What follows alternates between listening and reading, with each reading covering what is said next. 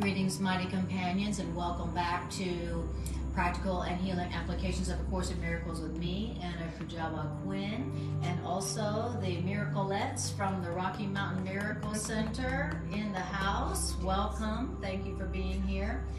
And we are just going to do about 5 to 7 minutes of a opening meditation where we just basically come back to the present moment, let go of our day, and just make that invitation to our internal spirit that it might be in charge and guide us and heal us. All right? So, if you haven't already, go ahead and close your eyes and take a breath. Just breathe.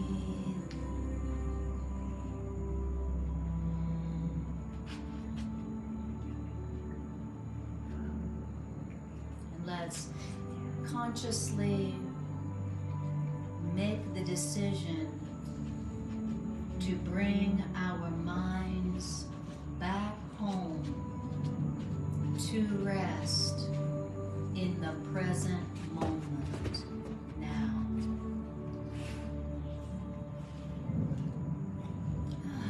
Letting go of your day, letting go of all the thoughts that may be occupying your conscious mind right now. Let them go. Draw your mind out of the past and draw your mind out of the future, and allow your mind to just come back home to rest in the right now.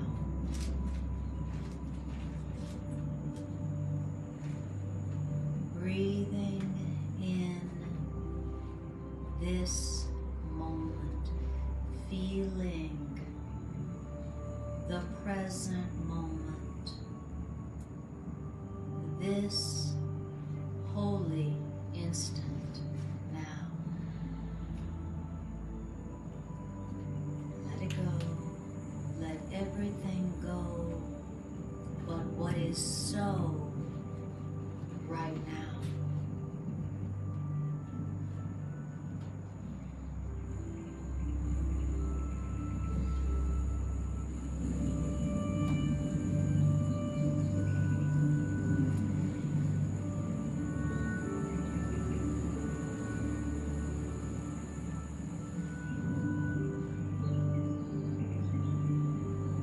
You to remind your mind right now, there is nothing I need do right now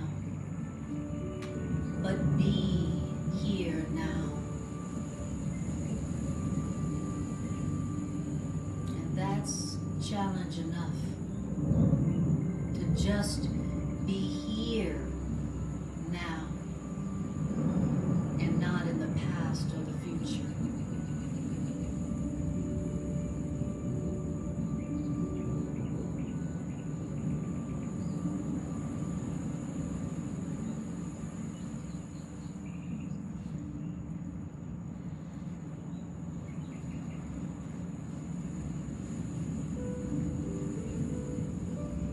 Asking yourself, what is so right now, just now? What is so right now?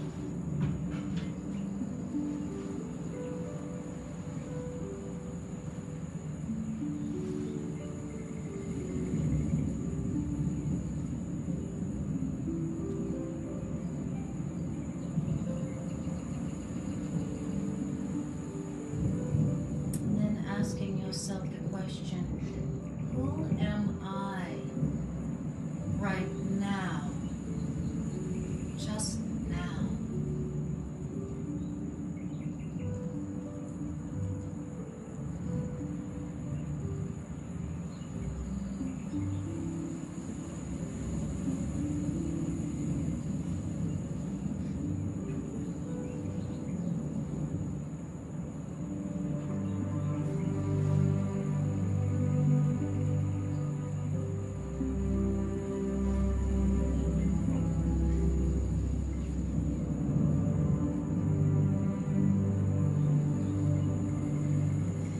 Course in Miracles tells us that the closest approximation to eternity that you can find in time is the present moment.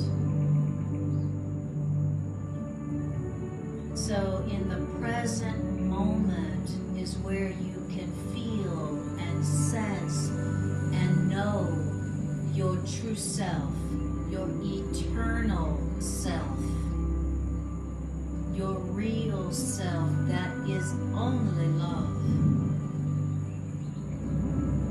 So let's take this moment and feel for our present moment self and our eternal self. Our self that is only love forever. Feel for your now self, your present self, your eternal true self. Feel for it.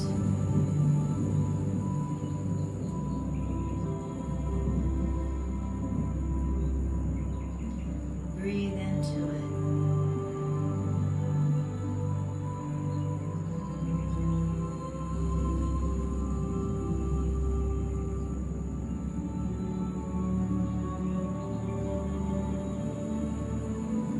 Just a moment, just be who you are, your real self.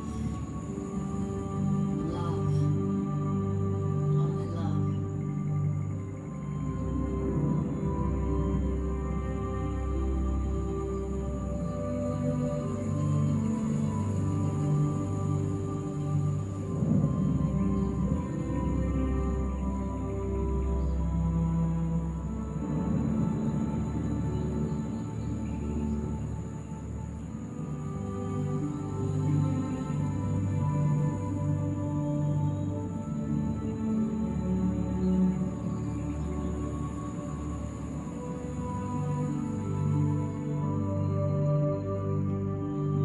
Course in Miracles teaches us that our true self is the self that God created.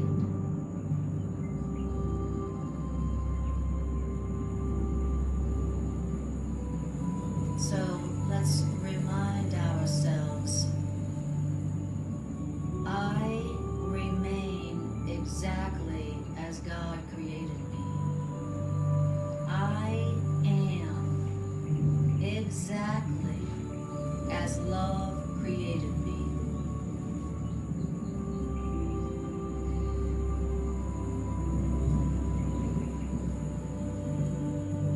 For a moment, let's experience ourselves, our true selves, as God created us. I am as God created me, still and forever.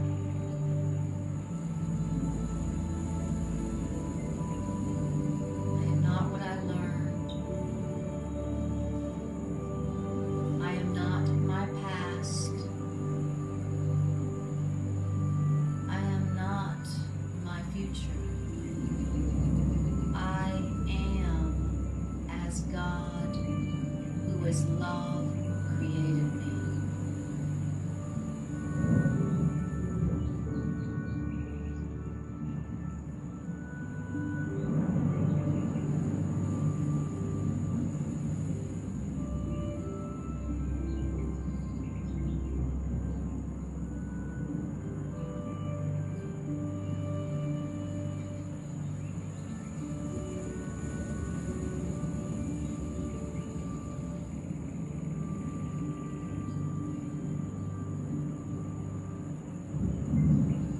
Then remind your mind, I am not a body. I am free.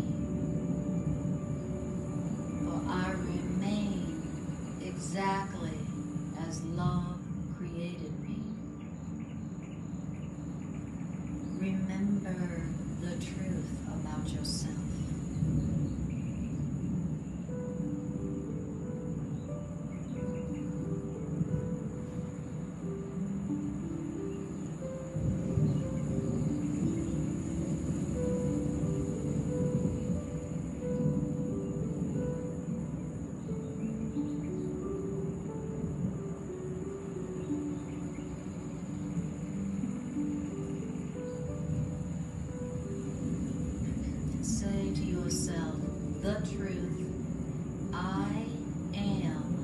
the guiltless child of God itself. I am the guiltless child of God itself.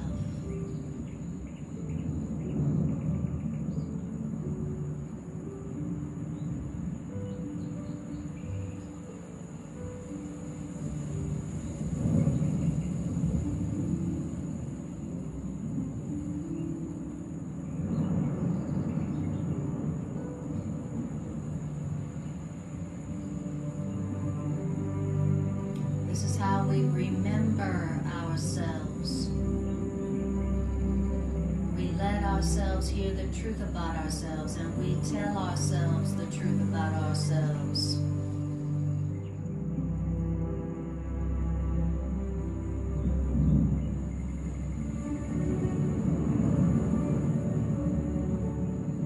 We practice being our true self. Nothing else.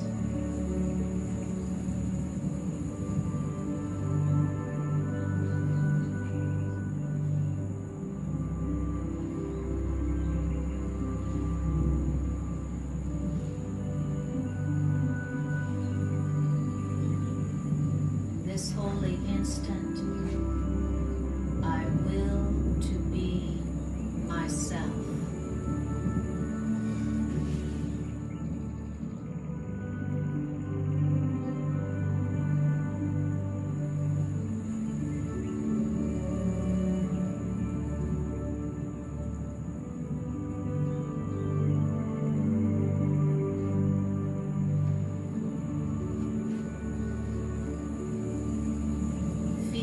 What your real self feels like. Feel it. Be it. Enjoy it.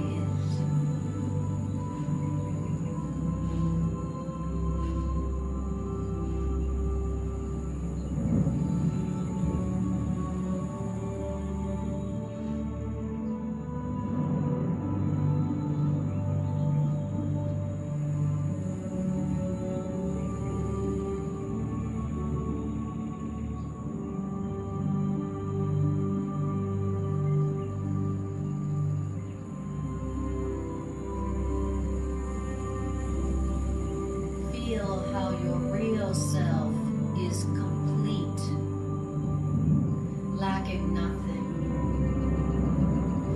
Feel how your real self is whole, in need of nothing.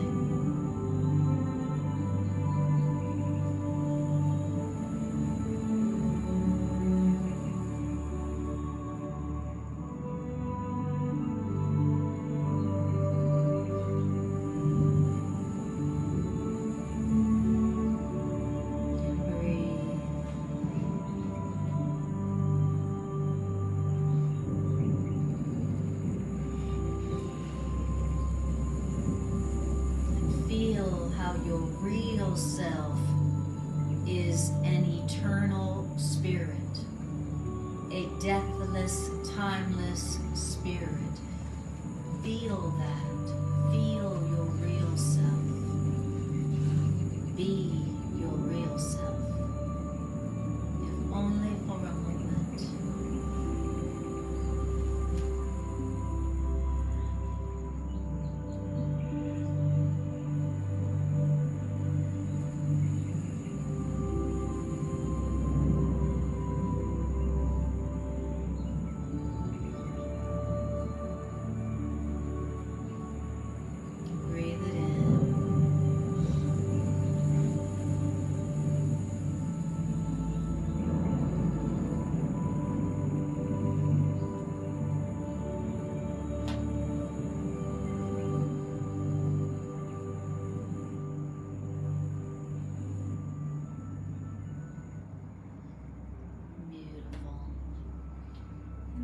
Ready, just take a deep breath, bringing your awareness back to your communication device body sitting in this place at this time.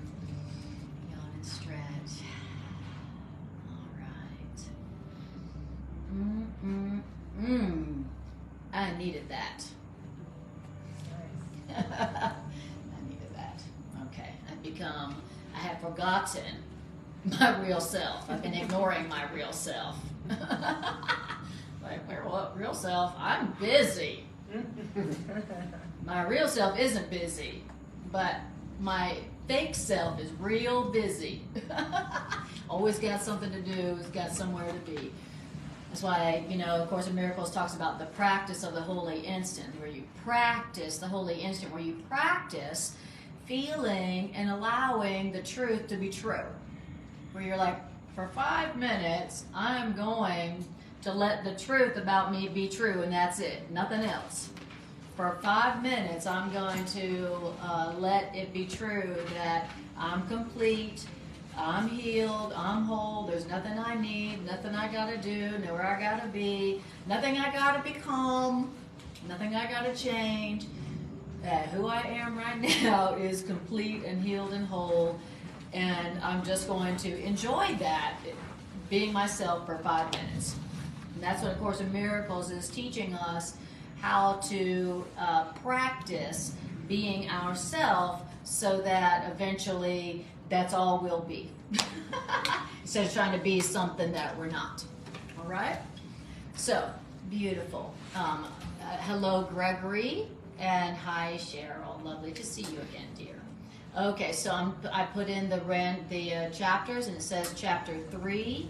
So, Matt, do you have your book, Table of Contents, how many sections in 3? So we're going to be in chapter 3, you guys, and we're going to be in the blue covered edition. 3 is 7. 7, all right. And so section 4, so it's chapter 3, section 4. Error and the ego. Error and the ego. Oh, that's just what I was talking about. Page 41. Page 41 in the blue covered edition. All right. We were in the same chapter last week. Is that right? We were in 3-1. Yeah. Last week we were 3-1. Very interesting. I see a theme. Which one are we in? 3-1? 4. 4. All right. That's so strange. Of course, my tablet isn't working. All right, guys. Okay, ego. I know you don't want us to do this. I get it. We're talking. I understand. As soon as I open the book, my ego starts throwing a temper tantrum. All right. 3, 4. Error and the ego. Okay. Ego's like, I don't like it when you talk about me. It's so mean. Why you always gotta be so mean to me, Anna? You gotta talk about me and make fun of me. I don't like it. All right. Okay. Error in the ego. Exactly. So here we go. Does everybody see it? Everybody got it in their book? Okay, here we go. The abilities that you now possess are only shadows of your real strength. Okay, good to know. I got some other abilities that I don't even know about right now. And all of our present functions are divided, and all of our present abilities are open to question and doubt. So, abilities I now possess are only shadows of my real strength. How is that? That's all of my present abilities or functions are divided and open to question and doubt. Right. Okay. So all of my abilities, they're not in their full form. All my abilities are not in full force. They're not their full potential because all of my present abilities I'm questioning and I'm doubting. Okay. I've got some abilities, right? But I'm like, well, I don't know if it's that good, or maybe if it was better, or, maybe if I really put my mind to it, or, all of our present moment abilities as we have realized them are open to question and doubt. And the reason that our abilities now are open to question and doubt is because we are not certain how we will use our abilities. And since we're uncertain how we'll use our abilities, then our abilities are therefore incapable of knowledge. Very interesting.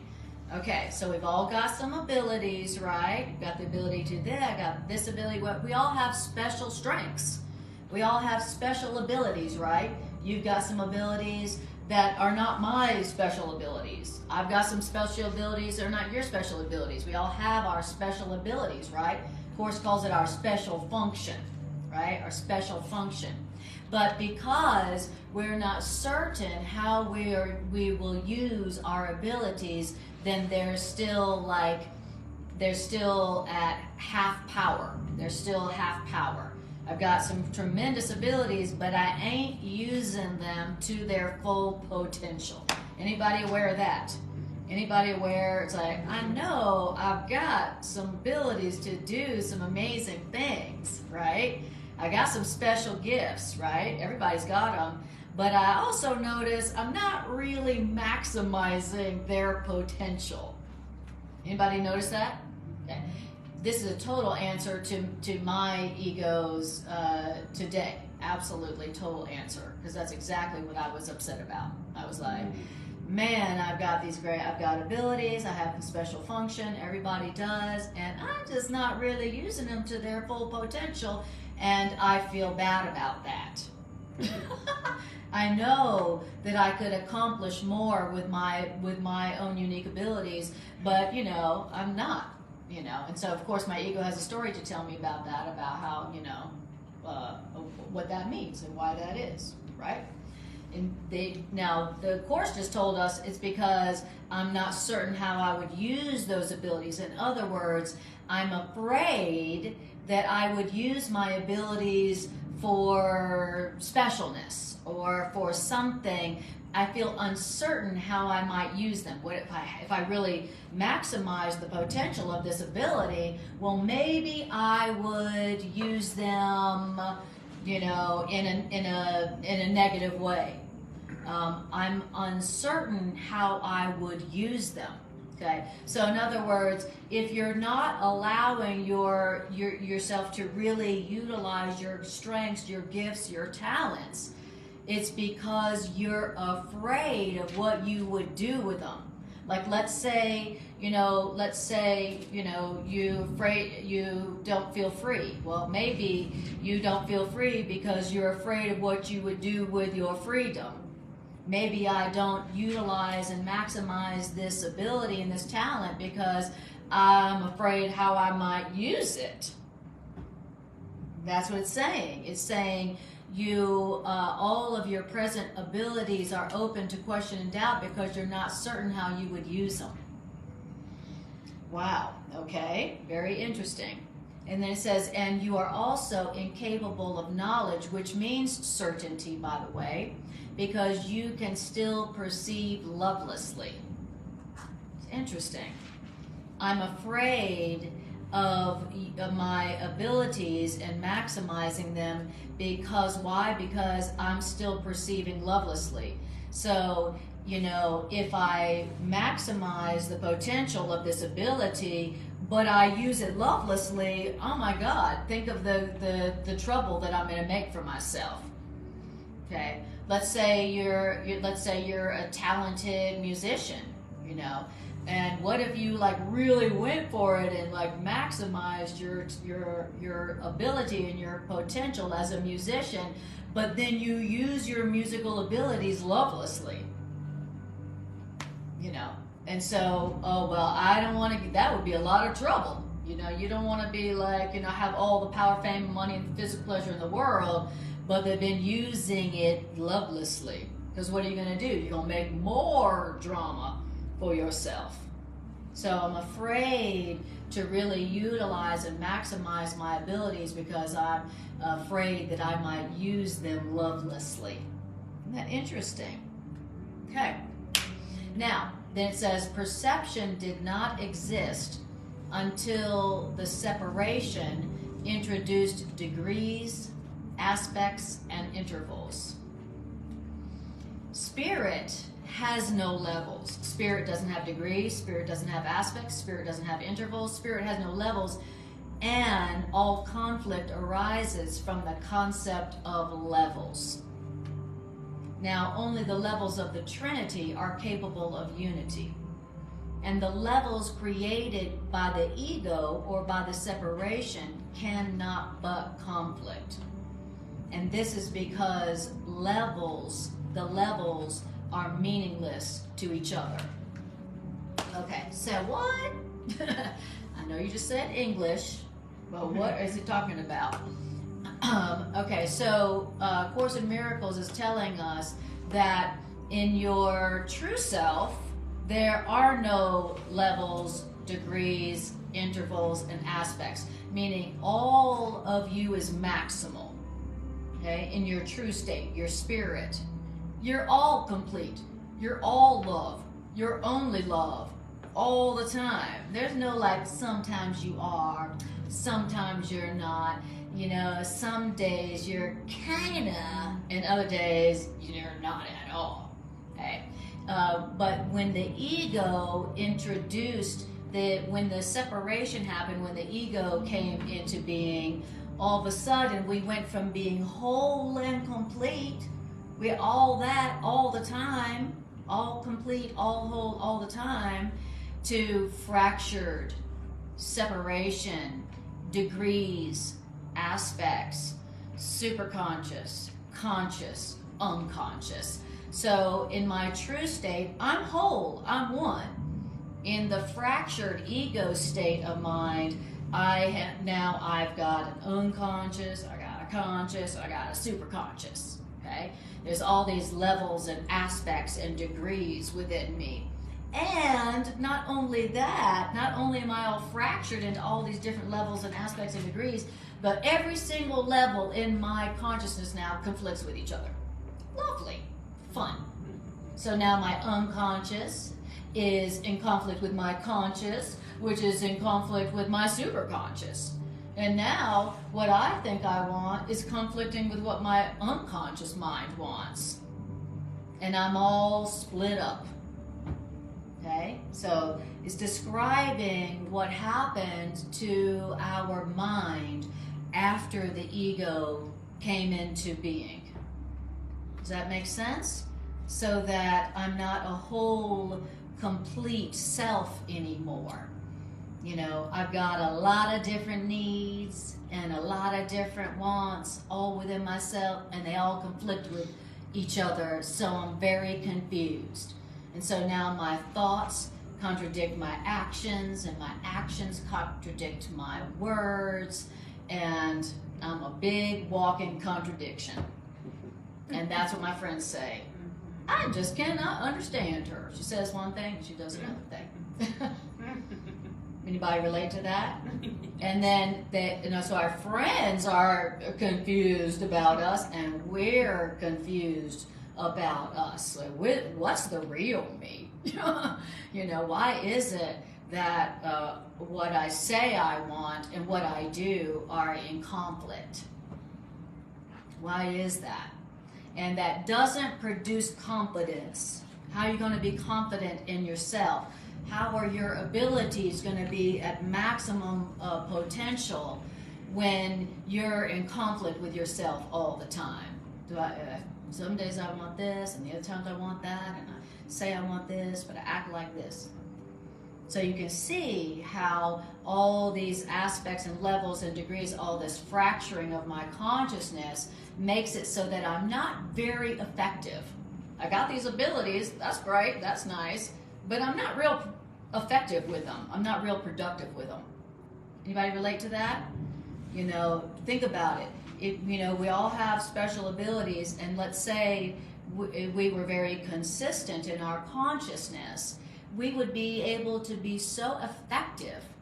We would be able to be so productive. You know, it's like, you know, like, I want to do something, and then I go to start something, and then another conflicting desire comes in, and then it distracts me on over here, and then another conflicting desire comes in, and I go over there. So, you know, so that's why all of my abilities now are only shadows of my real strength, because I'm not consistent with my abilities. I'm not consistent with my actions. I'm not consistent with my thoughts.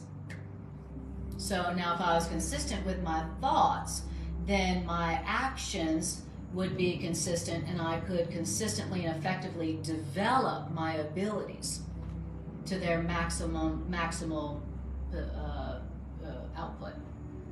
All right, does this explain a lot? It's like, yeah, okay. But the total answer for me, you know, it's an answer to where my ego's been telling me, you know, you haven't accomplished enough, you haven't done enough, you're not, you know, like, you know, you're not being productive enough, you're not, it's like I got this, but it's not manifesting consistently or cohesively. You know, that's what, you know, has been up for me, and this explains exactly why. All right. Now, the good thing about A Course in Miracles is in each section, it starts off by telling you what the problem is, and then it tells you what the answer is. So so just know that as you're listening to the course, that it's going to tell you what the problem is, and then it's going to give you the answer. It's a beautiful, perfect curriculum in that regard, right? It's a full-service curriculum. Not only does it tell you what the problem is, but it also tells you what the solution is, and it reminds you that you have a higher self that will do it for you, called the Holy Spirit. Isn't that cool? So this is a full-service curriculum. Okay, that was paragraph 1. Paragraph 2. Consciousness, the level of perception, was the first split introduced into the mind after the separation, or after the ego, making the mind a perceiver rather than a creator. Consciousness is correctly identified as the domain of the ego. What is the ego? The ego is a wrong-minded attempt to perceive yourself as you wish to be, rather than you are. That's what isn't that a great definition of the ego? A wrong-minded attempt to perceive yourself as you wish to be, rather than you are. All right. And so far, what I wished to be was a perceiver rather than a creator. I was created to be just a creator. Just creating the good, the beautiful, and the holy. But when the ego came in, I became a perceiver, an interpreter, okay? Someone who was making things up, okay? So instead of just being the creator that I am, I was like, I'm going to make something up myself. I'm going to make up things myself. Right, okay, really. I was created perfect by a perfect creator, and yet I am now going to improve upon creation. I'm now going to make it up as I think it should be. Okay. That's the ego. I'm now going to make it up. I've been created perfect, lacking nothing, sinless, guiltless, deathless, timeless, limitless, but I think I can improve upon that. I prefer the make-believe. Yes, exactly. I'm now going to just make some stuff up, you know. I mean, I have everything, I am everything, but I'm just going to make it up now like I wish it to be. And unfortunately, what I wished to be was, you know I was created perfect, lacking nothing, there is no death, there is no limitation, guiltless forever. But what I wish to be is mortal, fallible, and full of sin. Well, how special? Isn't that special?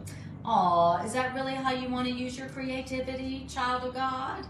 Oh yeah, I think that's a great idea. I was created perfect, but I'm now going to wish myself to be a guilty body that is always needing stuff and never can get enough, never satisfied, never happy. Wonderful, wonderful. Well, that's very special. How special is that? And what was that? That was my wrong-minded attempt to see myself as I wish to be rather than I really am. That's all. Okay. He says, yet you can know yourself only as you are, as you were created, because as you were created, that is all you can be sure of. And everything else besides how you were created, it is open to question. Wow. So if you're going to be trying to make up anything and be something that you weren't created to be, then whatever you're going to be doing is going to be full of doubt and uncertainty. You'll never feel good enough about it. You'll never feel certain about it. You'll be plagued with self-doubt about it. Whatever you're going to try to be that you're not going to be good at. Whatever you're trying to be that you're not, you're going to be like, I feel so inadequate. I feel so, not good enough. I feel so dissatisfied. So if you're trying to be something you were created to be, you are going to feel dissatisfied. So if I was feeling dissatisfied in myself or inadequate in myself today, that's not because I was inadequate or not good enough. If I was feeling inadequate today, it's because I've been trying to be something I was not created to be. If I was feeling self-doubt about myself, then that means not that I'm not doing enough. It means I've been trying to be something I'm not all day long. That's what it means. Anybody been trying to be something you weren't today? Okay. I was just going to say that I think that's exactly what the ego wants. It's by design to keep us off balance. Yes. And not having even time to Yes. question whether this is really who I am. Mm-hmm. Exactly. Too busy to ever question, is this me? Is this all there is? Yeah, Is this as good exactly. as it gets? Yeah, exactly. The ego's goal is to keep us so busy and so insecure that you never question what the ego came up for you. You know, the thing the ego came up with for you. That's the ego's goal. So that you never go, but I don't know, is this really for me? I mean, is this like what I was made to be and do? Is this, but now we're so busy and so insecure we can't even ask that question. Wow. Because of what? Because that's what happened when we made the ego, okay? Before we made the ego, we knew how we were created, we knew that we had been created complete and whole, lacking nothing, eternal, and complete. Okay? And then when the ego came in, it was like, oh yeah, well, are you sure about that? And, maybe you got some needs over here, and maybe you're not good enough over here, and maybe you should improve upon yourself over here, and maybe there's some things you need to get and become in order to be good enough, come on now. That's what happened when we made the ego, okay, way back when. All right? Now, good to know, because if you are experiencing any of the self-doubt and the uncertainty and the inadequacy that it was just mentioning, now you can look at it another way and go, oh, well, if I'm experiencing self-doubt and uncertainty and inadequacy, I must be trying to be something that I'm not. Because what I was created to be is complete and perfect, lacking nothing, needing nothing, all good all the time. Okay? And so that's good, because so now I can go, oh, so all those feelings, those negative feelings, self-doubt, inadequacy that I was feeling are not true. It's not true. It's not true that I'm not good enough. It's not true that I'm inadequate. It's not true that I need something that I don't have. That's not true. It's a lie. It's me wishing, it's me perceiving myself as I wish to be rather than I am. Okay, well, that's good news. That's good news, because when I was feeling inadequate and not good enough and incomplete, I was feeling bad. I was feeling sad. I was depressed. I was ready to be like, oh, give up. So it's good to remember, it's helpful to remember that what I was telling myself that was making me feel bad isn't true. Hallelujah. And that's what the entire course is about. You getting us to the awareness of like, oh, all that I was believing and telling myself that made me feel bad and inadequate wasn't true. Wonderful. And then the course tells us what is true. Okay, questions or comments on the first two paragraphs? I mean, the ego's motto is seek and do not find. Mm-hmm. So, it's just a distracting device. Exactly. It's exact. The ego motto, seek but don't find, is our wish, our attempt to see ourselves, and is our attempt to perceive ourselves as we wish to be, rather than we are not. Everything that is making us feel sad, mad, inadequate, incomplete, afraid, angry, guilty is us attempting to perceive ourselves as we wish to be rather than we are. Wow. It just sounds too easy, too good to be true, doesn't it? Mm-hmm. You mean anything that I'm telling myself is making me feel bad is just me wishing to be what I'm not? Wow. And any time that I'm feeling self-doubt or uncertain about my worth or value or adequacy is a lie.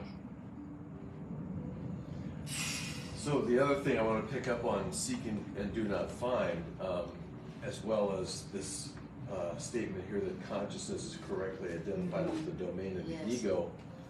I'm pretty sure that the implication of that is that the commonly espoused goal of spiritual communities is to seek higher consciousness. Yes, right. But if the consciousness is the domain of the ego, what is that really going to get you? To be, because you're still experiencing a split mind. Because to be conscious of, to have higher consciousness, you still have to have something to be conscious of. Yes. And therefore there's a split. Exactly. That's exactly right. And it's like it says, perception, or in paragraph 1, where it says perception did not exist until the separation introduced degrees, aspects, and intervals. You could also say consciousness did not exist until the ego introduced degrees, aspects, and intervals. Now, in the original dictation, in this section right here, it then goes on to talk about the different levels of consciousness. The subconscious mind, the conscious mind, the superconscious mind, and it talks about the different levels of consciousness within us, and it talks about how each level of our consciousness has different needs. So my subconscious mind has got these needs, my conscious mind's got these needs, and the superconscious mind has these needs, and how they're all in conflict with each other. That's why consciousness, the level of perception, was the first split introduced into the mind after the separation. Okay, so you can think of the separation as the split. Okay, we all were one, and then we split. Okay, that's what the ego is. It's the split in what was one, and still is one in truth. Okay, so we're perceiving that a split, a ripping apart has occurred between us and our source, and us within our own self, and us from others. Is all this fracturing. You know, that one first split from source, and then fracturing. You know how glass, if you hit a glass and then it fractures, that's what we're experiencing right now, this fracturing instead of our one self, our one mind, our one self. Okay? And that's why it says, okay, so yeah, consciousness is the level of perception first split introduced into our mind after separation, making us a perceiver rather than a creator. Okay? Okay, great. Any other questions or comments? That was a great comment. And you, both of you. Thank you. Anything else? Questions, comments? Okay, wonderful. Just want to say hello, hi Renu, hi Andre, and also hi Trisha. And Renu says, good morning from India. Hi Monica, lovely to see you. Hi Diana and Demi. Alita, lovely to see you all. Okay, just want to say your name and say hello. All right, here we go. Paragraph 3. The ego is the questioning aspect of the post-separation self. And the ego was made rather than created. So what is the ego? It's like, am I good enough? Is this all right? What's wrong with me? What's wrong with you? What's missing? What do I need? What do I gotta get? What do I gotta be? What do I gotta go? The questioning aspect, okay? In reality, there's nothing to question. There's nothing uncertain. There's no need. There's nothing uncertain. The ego is the questioning aspect of the post-ego self. And the ego was made, it wasn't created. And the ego, you may have noticed, is capable of asking questions, that's for sure. But the ego is not capable of perceiving meaningful answers. Why? Because meaningful answers would involve knowledge, and meaningful answers cannot be perceived. And so our mind is confused, because only one-mindedness can be without confusion. A separated or divided or fractured mind must be confused. A fractured mind, a divided mind, is necessarily uncertain about what it is. A conflicted mind has to be in conflict, because a conflicted mind, a separated mind, is out of accord with itself. And your mind being out of accord and in conflict with itself makes your mind's aspects strangers to each other. And where the aspects of your mind are strangers to each other and in conflict, this is the essence of the fear-prone condition. And what's the fact of a fear-prone condition? That's a condition in which attack is always possible. Well, that says a lot. For real, when you are in conflict, attack is possible. You know, what do people do when they're in conflict? They attack.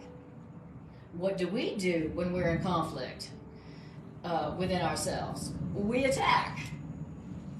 What does it say? Attack is always possible in the fear-prone condition. Wow. How are you doing today? I'm in a fear-prone condition. How about you? Is it contagious? Is it contagious? If I stand up, will it go away? If I stand up, is there any medicine I could take for that? Does it show? Oh my God, I didn't know it was obvious. Oh wow. And so, okay, so it's describing why we have so much conflict in our minds. Okay, anybody notice that we got a lot of conflict going on in our minds? And the conflict in our minds is because we've fractured our consciousness into different levels, like I said, with different aspects, with different needs that are all in conflict with each other. You know, my subconscious mind just wants to get what it wants to get whenever it wants to get it. It don't care what it has to do to get it. Okay, that's my id. You know what psychology call your id. Your unconscious mind just wants what it wants whenever it wants it. What's the problem with that? And then the conscious mind is like, no, but there's something else we need, which is like to be accepted in society and people to want to be in a relationship with us. So, so here's another need, which is, to be liked in society, right? And so and then your super conscious mind is like, I just want to love. I just want love. Just want to love, right? And so our mind is out of accord with itself. Our mind is in conflict. All the different aspects of our mind is in conflict. And whenever your mind is in conflict with itself, with the different parts of itself, now your mind is in a fear-prone condition. And now your mind is likely to attack. Okay? I'm afraid because I'm confused and I'm in conflict within myself. And so now, if you cut me off on the highway, I am going to attack. Whether I do it, with a finger or cut you off or just, imagine running over you in my mind. Okay. So this explains why we are in conflict within ourselves, which makes us aggressive. It makes us attack. Okay. It makes us attack. When you're afraid, you're in a fear-prone condition. That's when you attack. So if somebody's attacking you in your perception, you could say they must be afraid. They must be in conflict within themselves. They must be afraid. Like me. Now, if you had that response or that interpretation to their attack of you, now your interpretation of their attack literally transforms their attack into a blessing for both of you. Isn't that a nifty trick? That's what we call a miracle. A miracle is a correct perception. You just attacked me, and then I said, you must be afraid, like me. And then now here comes a miracle where we both feel better somehow. Right? All right. That's what I love about A Course. It may seem like it's lofty, theoretical, mental ideas, but every single idea in here is something that is a useful device, a useful reinterpretation of whatever you're experiencing that literally has the power to transform any kind of conflict into a miracle. Beautiful. It's just nothing but it's just one big instruction manual for how to have peace in the midst of anything, in the midst of any kind of conflict. Isn't that beautiful? It's 100% practical. Okay? So if you're hearing it, you're like, hey, that sounds just like theoretical gobbledygook. I don't see how to use that, then just know that, you just haven't heard what it's saying yet. Okay. So it says, right. It says, fear-prone condition in which attack is always possible. You have every reason to feel afraid as you see yourself. I'm afraid. Well, that makes sense. You have every reason to be afraid as you see yourself. And this is why you cannot escape from fear until you realize that you did not and could not create yourself. Hallelujah. I'll say that again. This is why you cannot escape from fear until you realize that you did not and could not create yourself. Right? Because why are you afraid? You're afraid because of how you see yourself. You have every reason to feel afraid as you see yourself. So if you don't want to be afraid, then you realize that the way you see yourself is is not up to you. That who and what you are is not up to you to decide. Because you didn't create yourself. I'm afraid and upset because of the way I see myself. But if I'm not the one who created myself, then it's not up to me to see myself as I wish to be. You know, it's not up to me to say what I am. And if I am afraid and unhappy, not feeling good, it is 100% because I believe that I created myself and it's up to me to decide what I am. And that's why I'm upset. Because notice when I decide that, you know, I make myself and how I see myself is up to me, then all I'm going to experience is fear, terror. When I make up myself, it's always guilty. Isn't that interesting? The way I choose to see myself, the way I make myself up to be is always guilty, inadequate, disappointed, dissatisfied, not good enough, you know, not have enough. Isn't that interesting? I always make myself up to be something that's depressing, something that I should be afraid of. That's how I make it up for myself. We're like a distressed home advertising all the time. Needs remodeling completely. Yes, exactly. That's how we say ourselves. Inadequate, incomplete, guilty, not good enough, just not ever good enough. Wow. And then that's what we fight to defend. That's what we fight to defend. And if somebody disagrees with us, we tell them we're offended and we tell them they're wrong. Wow. That's what we said. Your mind is filled with schemes to save the face of your ego.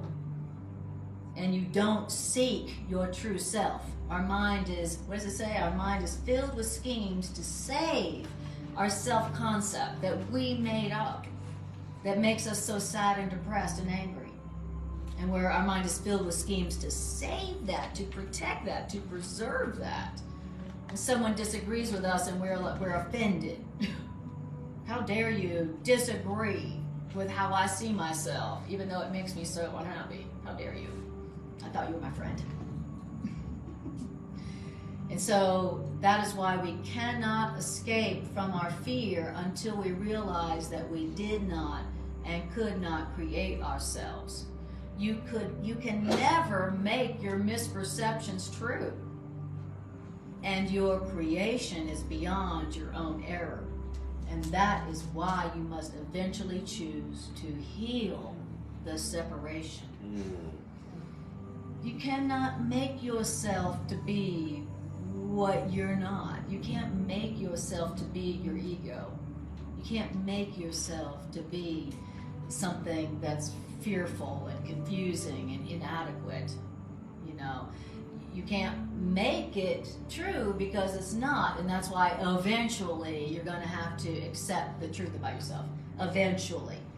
You know, you can't make your ego true forever. You can't make your self-hatred true forever, because it's not true. And so eventually you're going to have to go, oh, I didn't create myself. I'm not the authority on myself. And so, oh, okay. Oh, well, I guess I'll just accept myself as my creator created me to be. You know, now you can delay, you can delay the inevitability, you know, the inevitability that eventually you go, well, I don't know what I am. I'm wrong about what I am because I didn't create myself. You can delay it and procrastinate, but this is the eventuality. Because the ego isn't eternal, eventually it will end. So it's like the first step to just say, you know, before connecting to the right mind is to know what it is, to know what you are not first. Okay, so when you're saying that, this is my ego, this is not who I am, this is not, you have to do that one first. Exactly. Before, is what you're saying, before you can actually be open enough. Exactly. Exactly. Very, very exact. I'm not, at least I know I'm not that. Okay. Right. And then in here it says to say to yourself, I did not create myself. To say that to yourself, especially when you're not liking how you feel. I did not create myself. I did not create. Yeah, I feel like I'm not good enough. I feel like I'm inadequate. I feel like I'm a disappointment. I feel like I feel like, you know, I misused my abilities and, you know, wasted time. And I did not create myself. So be honest about your, you know, your perceptions of yourself. Be honest about it, especially if you don't like the way you feel. Say, I see myself as inadequate. I see myself as a failure. I see myself as unloving. I see myself as unlovable. I see myself as, you know, inconvenienced. And I see my, whatever. Say it out loud. And then say, but I did not create myself.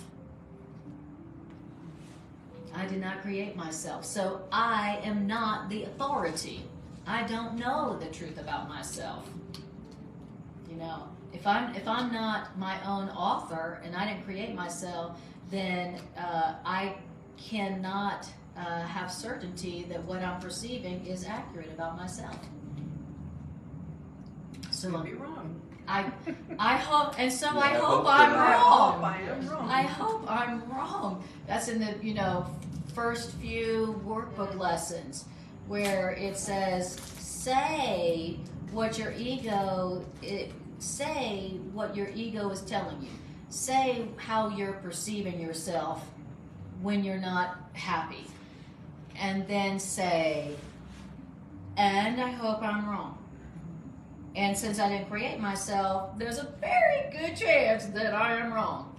Because I am not the authority on myself. But I walk around acting like I am.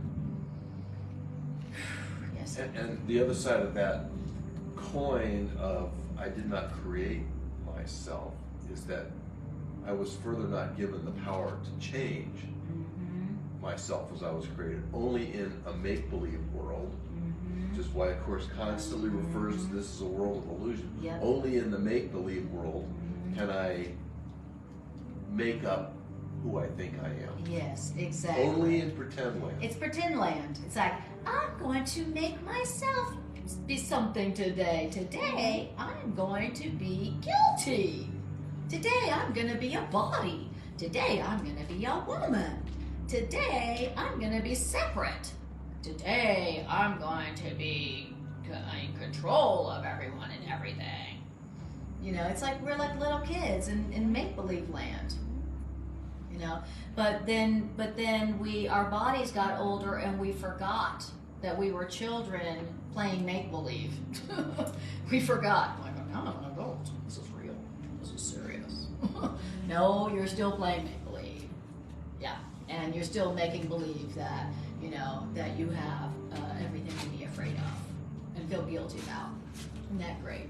Wonderful. What a great make-believe game. Something that's really helped me is, you know, because I used to have a lot of issues with kind of anxiety, and it was all from my thoughts. But then, you know, I was reading other spiritual books that kind of pretty much said that, you know, you're not your thoughts. And then just knowing that gave me tremendous peace. So when I have these kind of chaotic thoughts, you know, saying, you know, I'm not worthy, whatever, you know, that chatter, I kind of just look at it like a cloud or a storm going by, and you know the whole purpose is to kind of look at it and not judge it. You know, okay, so right now I'm having the thought that I'm guilty because I did such and such to so and so. You know, so you know, and if I'm feeling really bad about it, that the ego wants that. The ego wants a reaction, wants an emotional reaction. So if you just look at it without kind of judging yourself, you know, or pretty much question like, if you have a certain thought, is that real? Like, is that true? So just by kind of looking at you, so you want to be the awareness, you know, of it. You want to be aware of it, but not judge it. And today I was actually watching a video by person called Keith Kavanaugh. He's an Irish. He also does A Course in Miracles, and he said something that was so profound to me. He said, I forgot how it went, but pretty much was saying, you know, to be who you are means you have to question what you're not. Exactly what you were saying, Minda. Okay. You know? Exactly. And I think it was something along like to be who you are, observe what you're not. So that's like when that thought goes by, you know, just you know, you don't have to argue with it. Just like, is that true? Am I guilty? You know, am I selfish, or you know, whatever the thought is. Yes. And just look at it. And if we did not create ourselves, then we could just ask our author. You know, the value of remembering I did not create myself, oh, well then now there's a greater authority that I could ask. What a radical concept. You know, is it true that I am guilty? God, you're my author. What is the truth about me? What did you create me to be? Is it true? Am I guilty because I did such and such to so and so? You know? So remembering that we didn't create ourselves reminds us that we have a higher authority that we can turn to ask. What a radical concept. So when I say, is it true? You know, I don't have to look to myself to ask that. Me, who was tempted to believe that I was guilty, I can go straight to the source and ask, God, is that true that I'm guilty? Is it true that I'm a bad person because I did such and such? Is that true? Is that... You're my author, you're my creator, you would know. And once you do that, then that is how and where your false self-concepts are corrected. When you take your beliefs that are making you feel bad and you take them to your source, the author of reality, they go like this.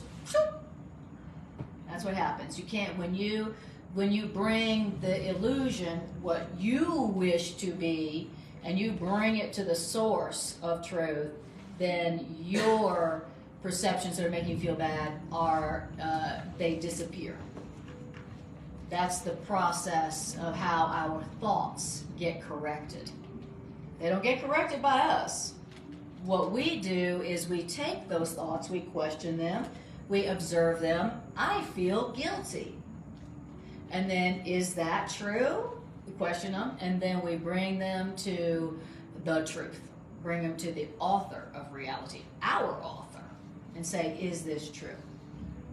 And one of the metaphors that the Course uses for that process is, look at the crucifixion, but don't dwell on it. Yes. Put your attention on the resurrection. Exactly. That's right. Exactly. That's exactly right. And so I don't have to figure anything out. I don't have to go, is it true? Am I bad? Am I inadequate? Is there something wrong with me? I don't have to answer that question. That's not for me to answer. All I have to do is be honest with what I'm thinking and feeling, and then take it to the source, take it to the true authority. No. And that's the correction process that A Course in Miracles gives to us to utilize anytime, anywhere, you know, that produces miracles. Okay? What is a miracle? It's when you bring a lie to the truth, and the lie, the false belief, disappears. And then all you have is the truth and the peace and the joy that comes with truth. That's the thought correction process of A Course in Miracles. Okay, beautiful. Great question. Thank you for that. That was beautiful, all of you guys. Okay, now we're on paragraph 4. Okay, and thank you for sharing, Monica. Okay, and Reno says, Anna, I feel very guilty about my son's suicide on Christmas Day. I hear you, Renew. And Renew, thank you for sharing that. And Renew, that guilt that you are feeling is your wrong-minded. That's your wrong-minded attempt to perceive yourself as you wish to be. Renew. The guilt is you wishing to be guilty. Okay? You are not guilty, but the guilt you're feeling is your wish to be guilty, and it's a wrong-minded attempt to see yourself as you wish to be rather than you are. So, Renew, I support you in doing what we were talking about and taking that feeling of guilt and remember, you did not create yourself. So you didn't create your reality, Renew. Your author, God, did. So take that to your author, God, and ask God if it's true that you're guilty. Okay? That's what A Course in Miracles is teaching us to do. Your guilt is a wrong-minded attempt to see yourself as you wish to be guilty. But you're not guilty. You're innocent. Okay. All right. Hi, Daniel. And because, because you wish to be guilty, Renew, whether that story came about and manifested in your experience or not, you would find some story to prove that you're guilty. You're going to use something to prove what you wish you to be. That's right. And Renew, I don't know if you heard what Greg said, but Greg was saying that if the suicide story hadn't occurred, then you would be choosing to feel guilty about something else, because that wish to be as you are not, that wish to be guilty. Yes, exactly. Is what you say is what? It has to be fulfilled. Exactly. In your mind. Even though our perceptions and our wishes to be something that we're not are not true, they still manifest in form. Just because so the Course says we don't have any thoughts that are neutral. So even though your belief isn't true, it still produces form at some level. And just because that idea took form doesn't mean that idea is true. Okay? So Renew, I join with you in remembering you did not create yourself, so you are not the authority on yourself. So I want you, it's not up to you to decide what you are. Okay? And I want you to take that perception, that belief, and I want you to take it to your source and ask God what God created you to be. What's your truth from your author, okay? All right, and thank you for taking the risk to share that, Rena. I really appreciate that. Okay, paragraph 3. Paragraph 4. Right-mindedness is not to be confused with the knowing mind, because right-mindedness is applicable only to right perception. What does that mean? It means you can be right-minded or you can be wrong-minded.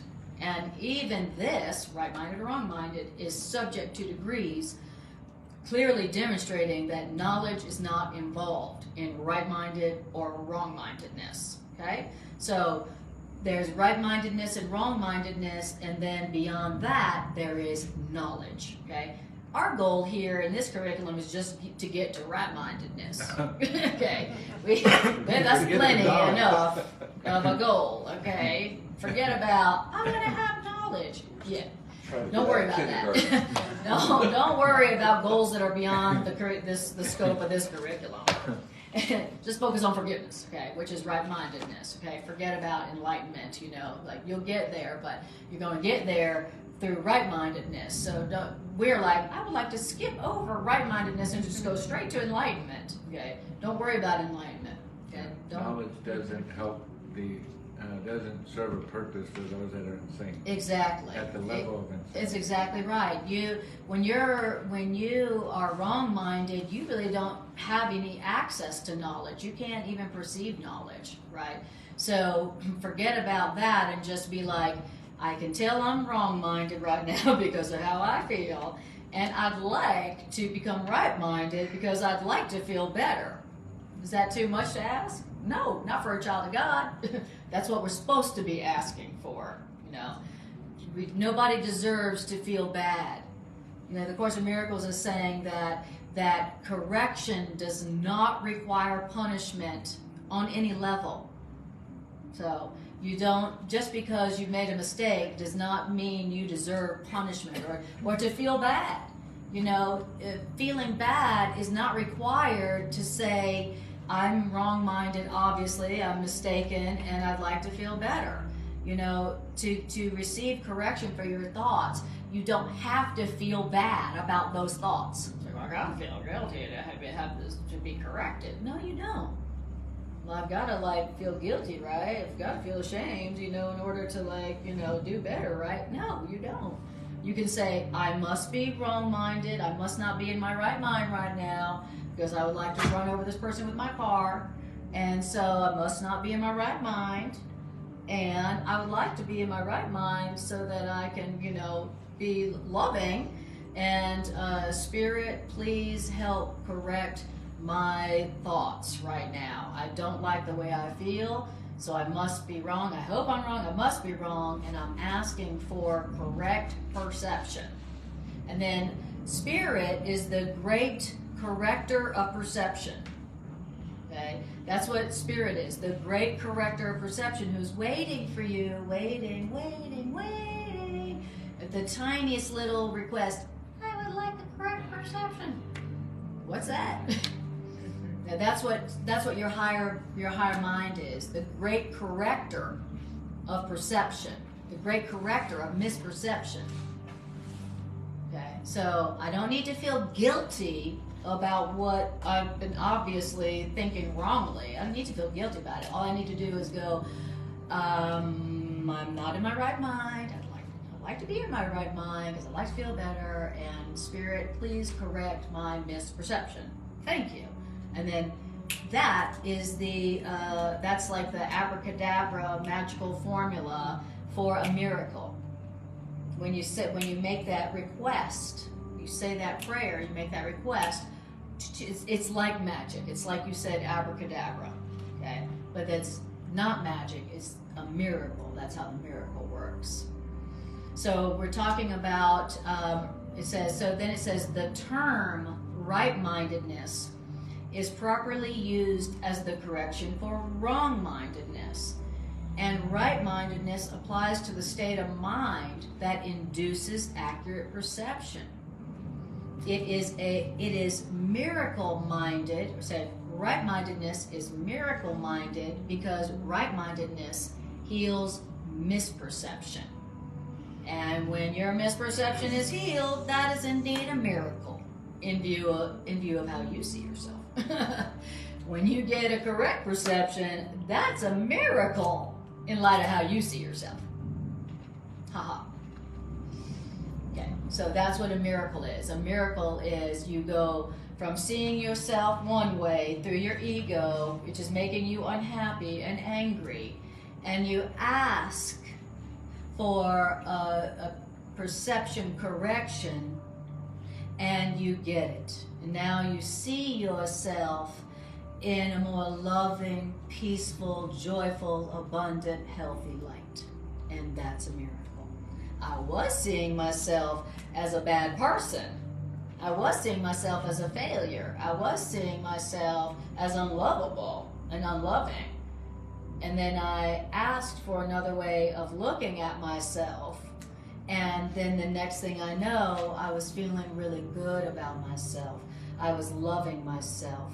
I was feeling compassion and appreciation for myself. And that's a miracle. Beautiful. All right. So, okay, questions or comments?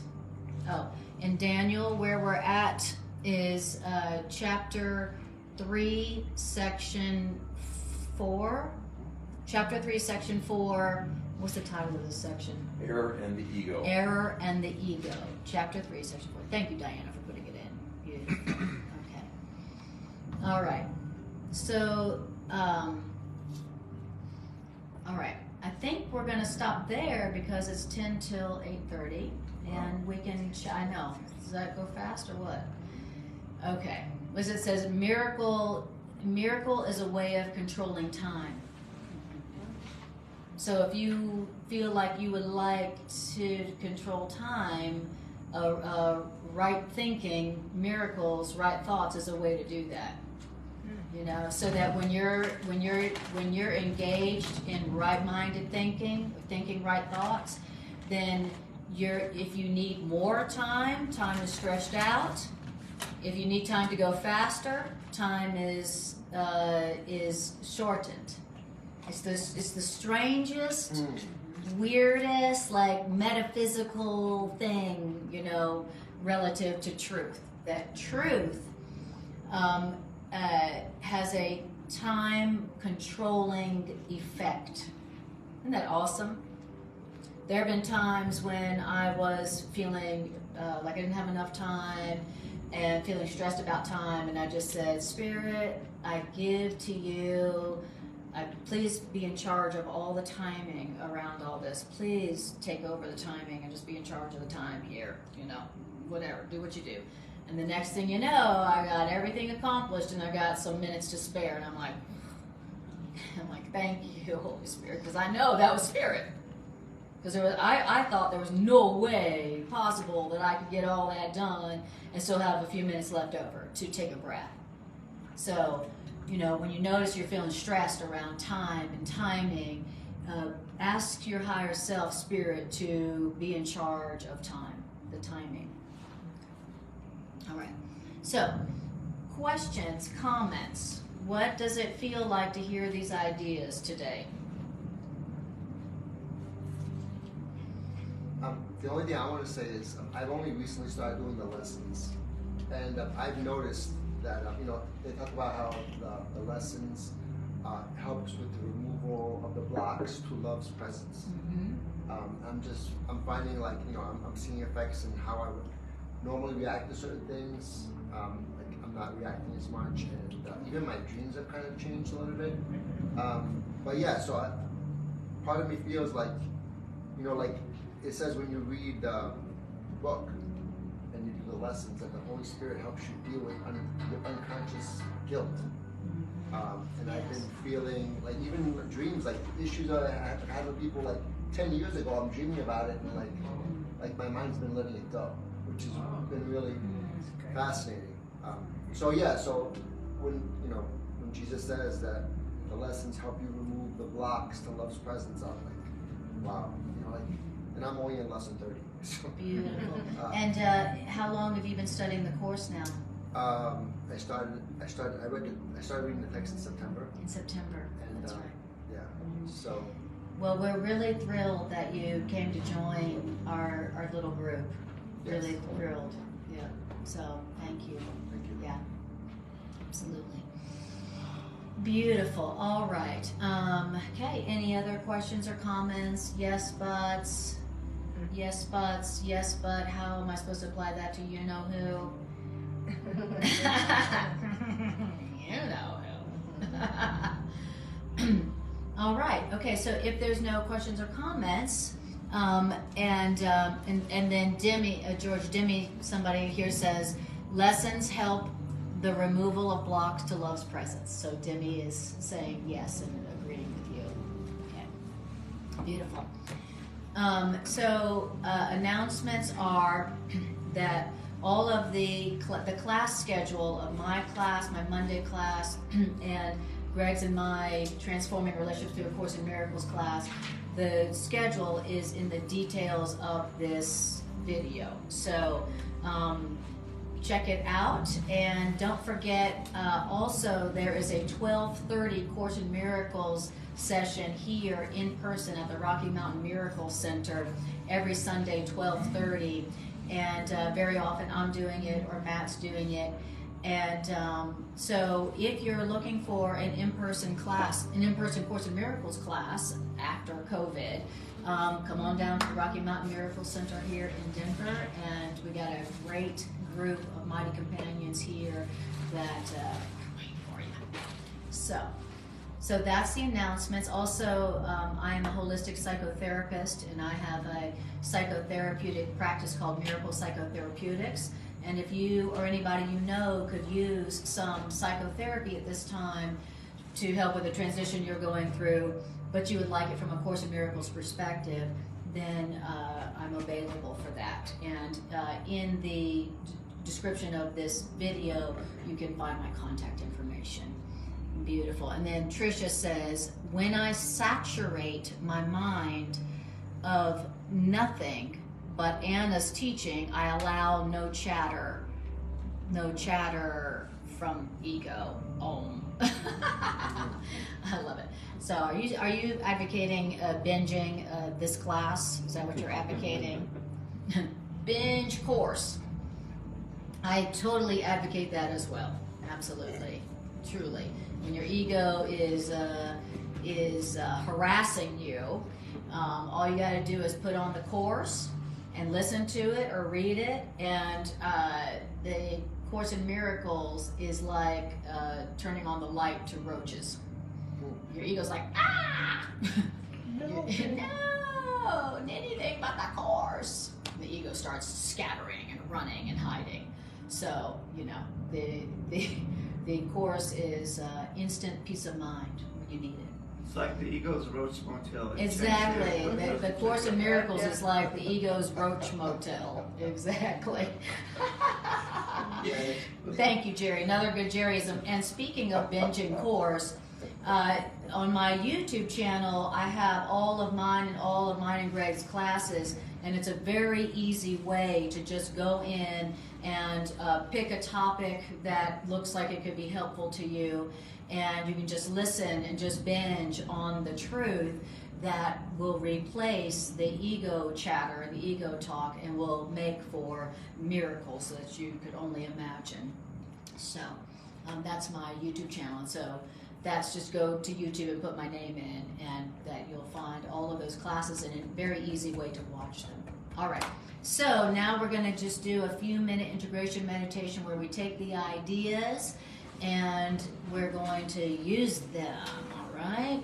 So, Tricia says, run, ego, run. I love it. Ego be gone. All right. So why don't you just take a breath and just notice how you feel right now, having heard these ideas from A Course in Miracles.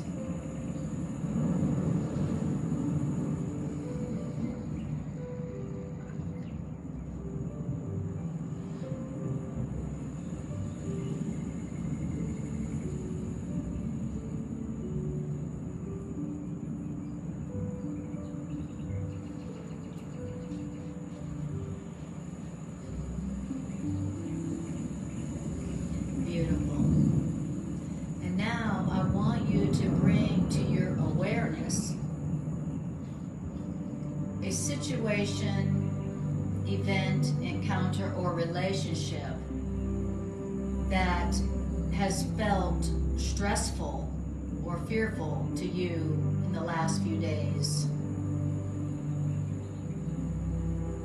A situation where you were not happy.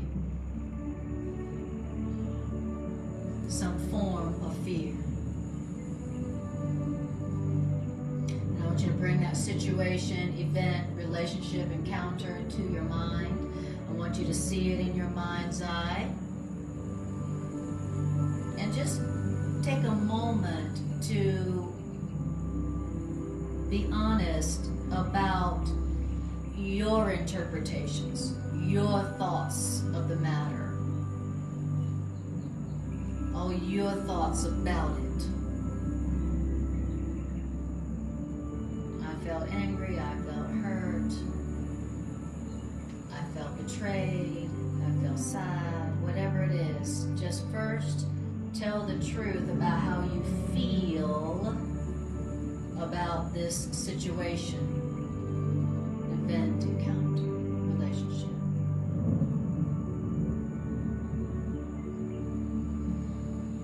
Be honest about how you feel.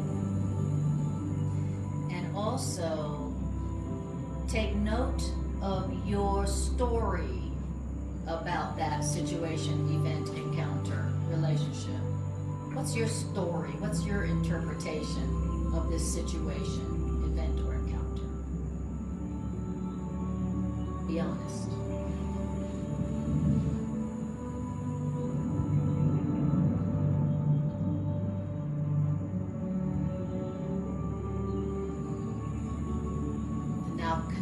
your interpretation of the story, your story, and how you feel about it.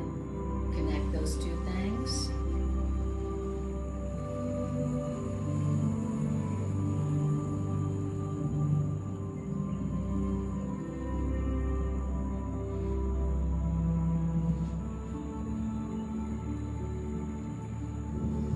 Beautiful. Now we are going to tell ourselves the truth about it. Okay. So now what we're going to tell ourselves is this feeling and this interpretation is my wrong-minded attempt to see myself as I wish to be rather than I am.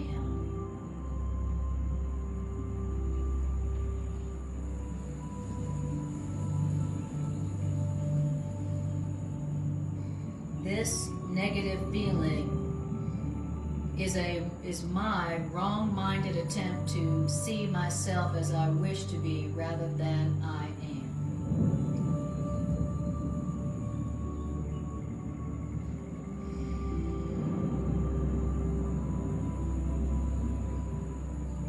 And tell yourself, I am questioning myself and I am doubting myself. I am doubting and questioning my value.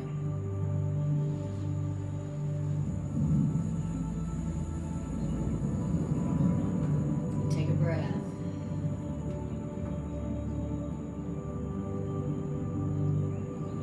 And now I want you to tell yourself, remind yourself, but I did not create myself.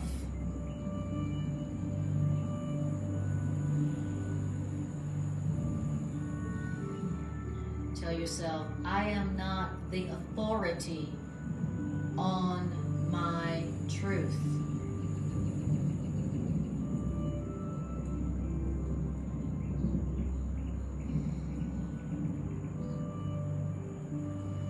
And then say to yourself,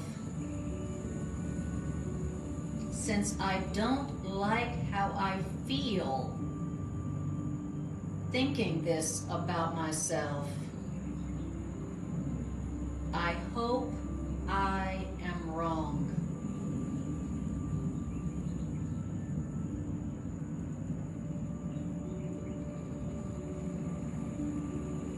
And then ask your higher self for the truth about yourself. Or ask God, your author, your creator, for the truth about you, since God is your author and would know.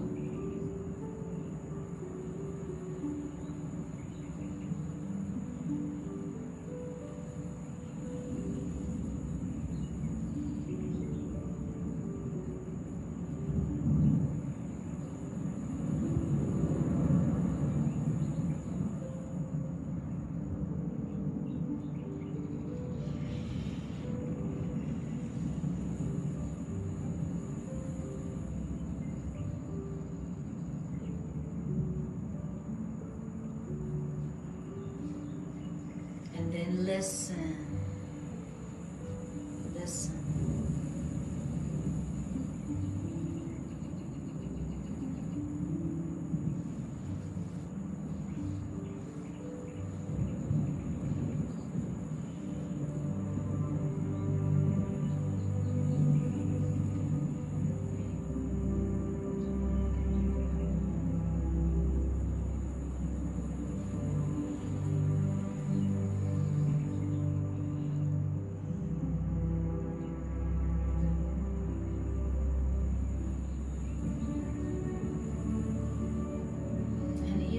Can't hear the voice of love speaking to you of your true self that could make you only happy. Tell your higher self, I want to know your truth about me, the truth about me. I am willing to hear your voice telling me of my truth, that I might be happy.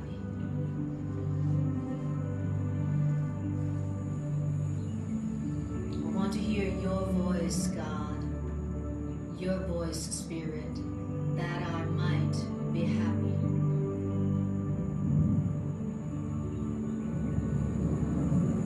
God, you created me. What's the truth about me in this situation?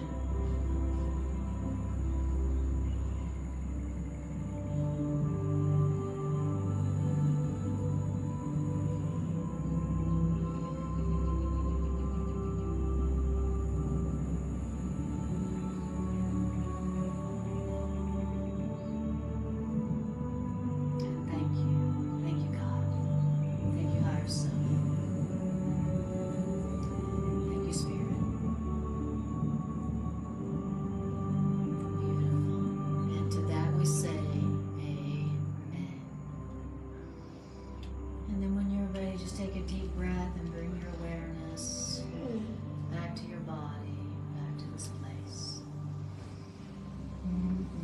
Yawn and stretch. Pull your fingers in your toes. I appreciate you guys. Thanks for joining. Thanks for sharing. Thank you guys for coming out. Thank you for bringing your bodies out to the Miracle Center. The Miracle Center really appreciates it. We're trying to revive the Miracle Center after COVID, so it makes such a difference that you actually bring your bodies out here when we know you could watch from the comfort of home. So we really appreciate coming to the Miracle Center to bring life back to the Miracle Center. Thank you. We're having a revival. We're having a revival. we can revive it. We can revive the Miracle Center. Appreciate you guys so much.